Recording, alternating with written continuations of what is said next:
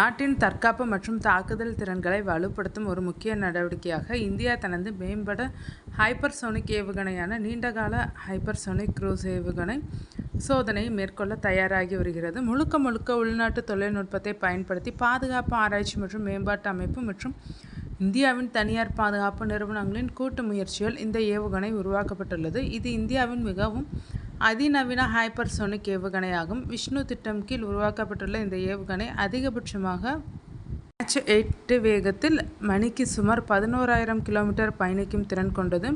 Much 8 என்பது ஒளியின் வேகத்தை விட 8 மடங்கு அதிகமாகும்.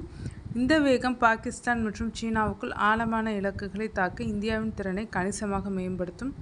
மாச் 5க்கு மேல் செல்லும் ஏவுகணைகள் ஹைப்பர்சோனிக் என வகைப்படுத்தப்படுகின்றன.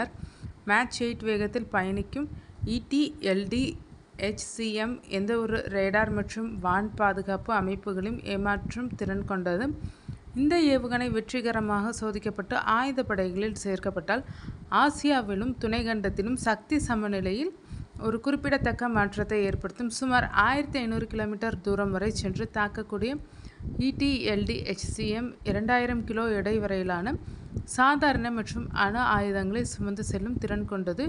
இதன் உள்நாட்டு தொழில்நுட்பத்தின் ஒரு பகுதியாக இந்த ஏவுகணையில் ஒரு ஸ்கிராம்ஜெட் என்ஜின் பொருத்தப்பட்டுள்ளது. இது எரிபொருளை எரிப்பதற்காக வளிமண்டலத்திலிருந்து காற்றை இழுத்து நீண்ட காலத்திற்கு ஹைப்பர்சோனிக் தரத்தை பேணுவதற்காக பங்களிக்கிறது. இந்த ஏவுகணை குறைந்த உயரத்தில் பயணிக்கும்.